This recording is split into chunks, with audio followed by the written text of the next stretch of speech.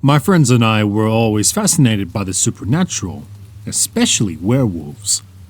We would spend countless nights exchanging stories and theories about these mysterious creatures. Little did we know, our curiosity would lead us to a terrifying encounter with a werewolf. It was a chilling autumn evening, and my friends and I had decided to go on a camping trip in the woods. We picked a spot near a lake, surrounded by tall trees and a thick underbush. The perfect setting for a spooky night. As we sat around the campfire, roasting marshmallows, I couldn't feel but a sense of unease. It was as if we were being watched. My best friend, Lily, noticed my discomfort and said, "Relax, it's just your imagination playing tricks on you." But I knew it wasn't my imagination. The hairs on my arms were standing on the end, and I had a strange feeling in the pit of my stomach. Ignoring my instincts, we continued chatting and enjoying our evening. As the night went on, we heard rustling in the bushes nearby. We dismissed it as an animal and continued our conversation. But the rustling grew louder, and it sounded like something was circling our campsite. "Okay, that's definitely not an animal," Lily said, her voice trembling. We all fell silent, our eyes scanning the darkness surrounding us. Suddenly, a howl echoed through the woods, making our blood run cold. It was a howl like no other, filled with rage and hunger. A howl that could only belong to a werewolf. We quickly packed our things and decided to move to a different location, further from the lake. But as we made our way through the woods, our flashlight flickered and died, leaving us in complete darkness. Panic started to set in as we stumbled through the thick underbush, trying to find our way. Just when we thought things couldn't get any worse, we heard the howl again. It was closer this time. It was sent shivers down our spine. We picked up our pace, desperate to get away from whatever was out there. But it was too late. A large figure emerged from the shadows, its eyes glowing in the darkness. It was a werewolf. A massive, wolf-like creature that stood on its hind legs. Its fur was dark and matted, and its claws were razor sharp. We were face to face with a real-life werewolf. We were frozen in fear, unable to move as the creature let out a menacing growl. I could feel its hot breath on my face, and I could see the hunger in its eyes. It was sizzling us up, deciding which one of us to attack first. Just when it seemed like all hope was lost, the creature suddenly launched towards Lily. She screamed and ran in the opposite direction, and the rest of us followed suit. We ran blindly through the woods, the branches scratching in our skin and twigs snapping under our feet. Adrenaline fueled our escape as we struggled to put as much distance between us and the werewolf as possible. But it was no use. The werewolf was fast, and it quickly caught up to us.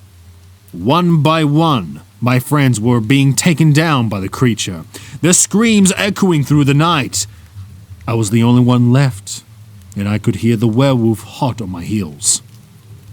I stumbled and fell face first on the forest floor, my ankle twisted onto the fall.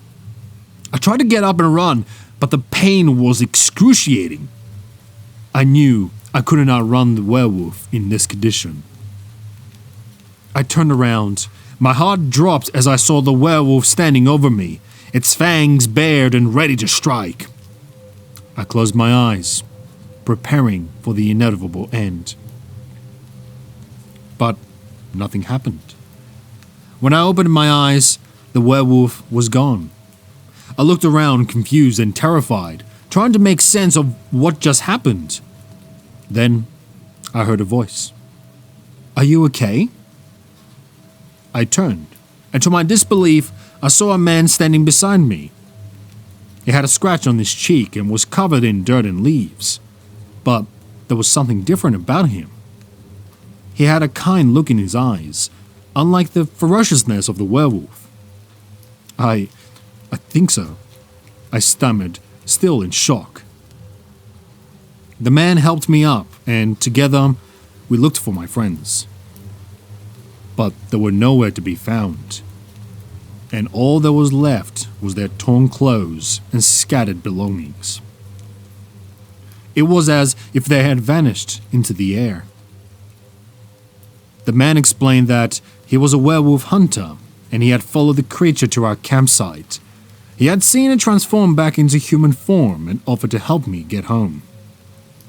I was too numb with fear to ask any questions, and I just followed him, grateful to be alive. As I arrived home, I couldn't shake off the feeling of dread and anxiety.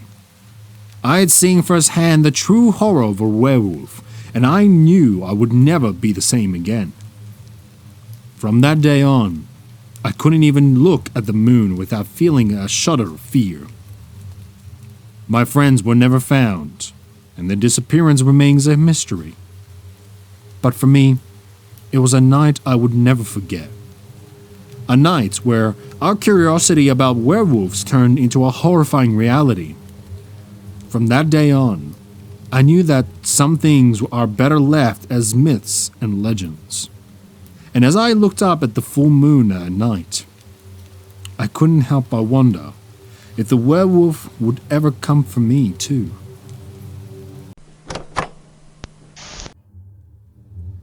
The full moon loomed high in the sky, casting an eerie glow over the quiet town of Blackwood. I had always loved the peacefulness of this place, but tonight there was an unsettling feeling in the air. As I made my way from home to my friend's house, I couldn't shake the feeling that I was being watched. I quickened my pace, my heart racing with every step. Suddenly, a low growl echoed through the empty streets. I stopped in my tracks, frozen with fear.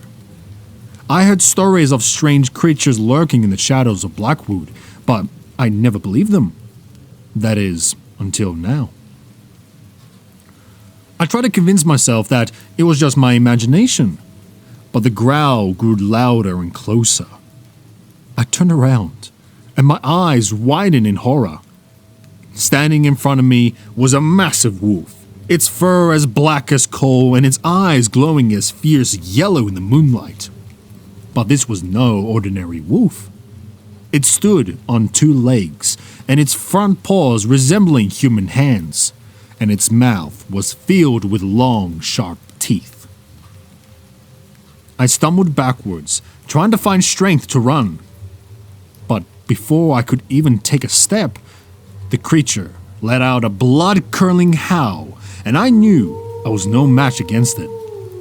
I closed my eyes and braced for the worst. But instead of pain, I felt a sharp wind rush past me, and I opened my eyes. The creature was gone. I stood there for a moment, trying to catch my breath and make sense of what had just happened. Then it hit me. I had just encountered a werewolf. I hurried back home, my mind racing with fear and confusion. As I walked through the door, I nearly collapsed in relief. But as I closed the door behind me, I noticed something strange. My arms were covered in deep scratches, as if I had been in a fight. I looked closer and saw that the scratches were actually in the shape of claw marks. My heart raced as I remembered the creature's claws, and the realization slowly sank in. I had been attacked by a werewolf. But how was this possible? Werewolves were just a myth, right? I sat on my bed, my mind whirring with questions and my heart still pounding my chest. I couldn't sleep that night, every noise sending shivers down my spine. But as the sun began to rise, I finally drifted off into an uneasy sleep. When I woke up the next morning, I thought it had all been a terrifying dream. But the sight of the scratches on my arms and the memories of the creature's howl quickly reminded me that it was all too real. I tried to convince myself that I was overreacting, that there had to be a logical explanation. But deep down, I knew what I was seeing was not of this world. I spent the next few days trying to shake it off, this encounter, but it seemed like everywhere I went, I felt eyes on me. I couldn't help but feel like I was being followed by the werewolf. I even started to notice strange behaviors of some of the townspeople, as if they were hiding something. I confided in my friend Rachel about my encounter, hoping she would have some sort of explanation. But instead, she looked at me with fear in her eyes and said, "You saw the Blackwood werewolf?" I was taken aback by her words. Rachel then proceeded to tell me the legend of a werewolf who had roamed the town for years, terrorizing its residents every full moon. The creature was said to have been cursed by a witch and would transform into a bloodthirsty werewolf every month. I didn't want to believe it, but the evidence was too clear to ignore. Rachel then told me the only way to break the curse was to kill the werewolf with a silver bullet. I couldn't comprehend the thought of killing another living being, even if it was a cursed one. But as the next full moon approached, I knew I couldn't just sit back and do nothing. I had to face this creature and put an end to its terror. On the night of the full moon, I armed myself with a silver bullet and headed to the outskirts of the town, where the creature was said to roam. I waited anxiously, my heart in my throat as the moon rose higher in the sky. Suddenly, I heard a familiar growl and the sound of heavy footsteps approaching. I aimed my gun, and as the werewolf emerged from the darkness, I pulled the trigger. The silver bullet struck the creature, and it let out a howl of pain before collapsing to the ground dead. I stood there, shaking in the shock, as if I realized what I've just done. I quickly turned and fled back to safety of my house. The following day, news spread through the town of the death of the Blackwood werewolf. And as the sun set that night, the town seemed to lift the curse that had been plaguing them for years. But for me, the memory of that terrifying encounter and the weight of taking a life will never be forgotten. Every full moon, I couldn't help but wonder if the werewolf's curse had truly been broken, or if there were still more of its kind waiting to hunt down innocent victims like me.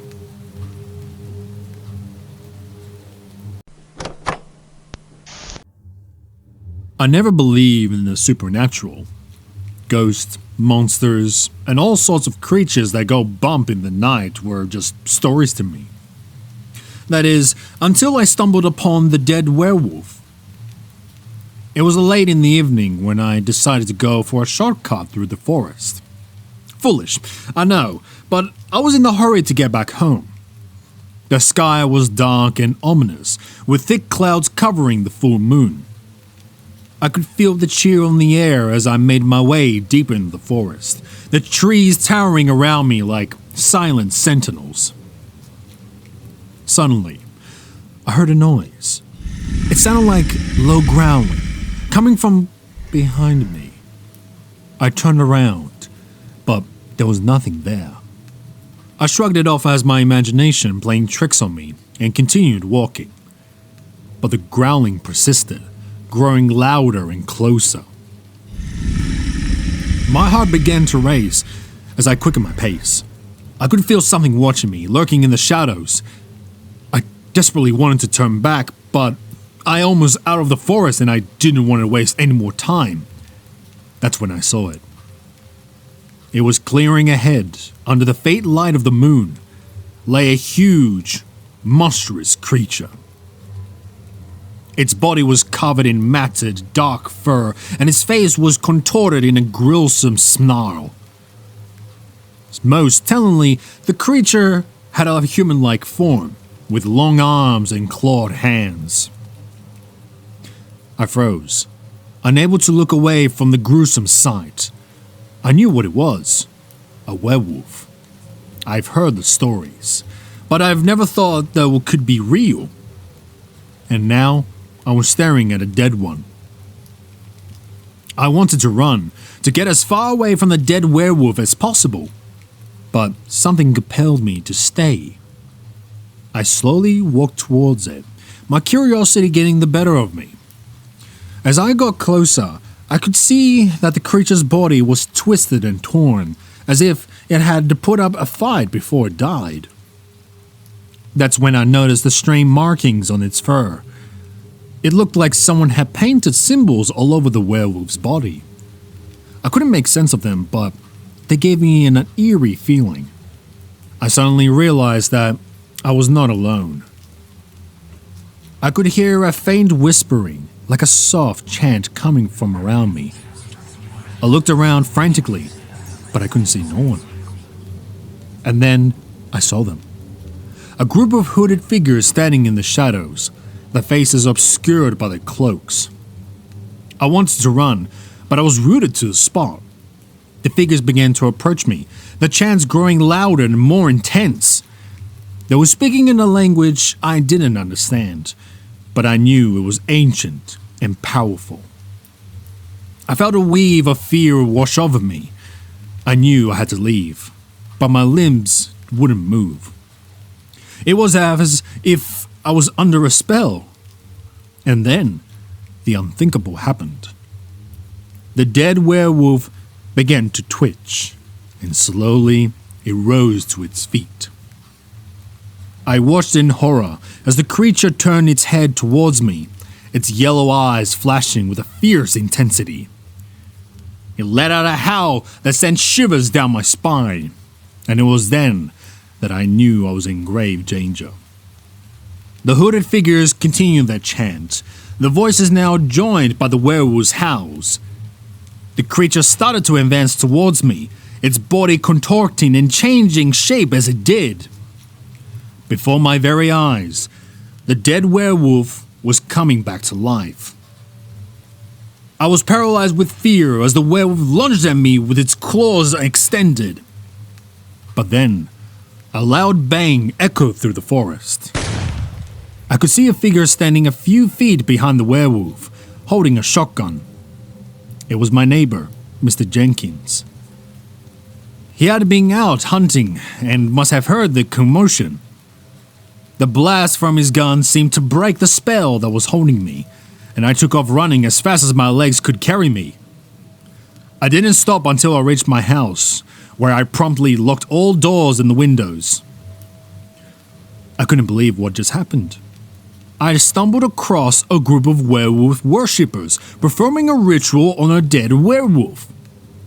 And somehow, I had caught their attention.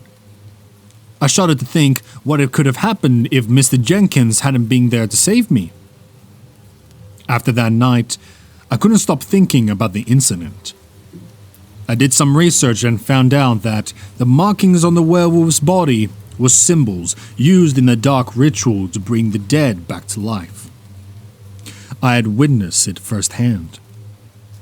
I couldn't shake the feeling of being watched as the werewolf cult was still keeping an eye on me. I started having nightmares, with some hooded figures and a dead werewolf haunting my dreams. I knew I had to do something about it. There have been numerous sightings of werewolves in the area over the years, but they were always dismissed as just stories or hoax. But now, I knew the truth. The werewolves were real, and there was a cult dedicating to bring them back to life. I knew I had to take an action. I contacted the authorities and shared all the information I had gathered. They launched an investigation and were able to shut down the werewolf cult, arresting its members and putting an end to their dangerous rituals. But even though the cult was no longer a threat, I couldn't shake off the fear and paranoia that had consumed me. I couldn't go with the forest anymore. and every time I heard her howl at the night, I was filled with dread. I learned a valuable lesson from my encounter with a dead werewolf. The supernatural may seem like a mere folk tale, but sometimes it can be all too real. And I would never underestimate its powers again.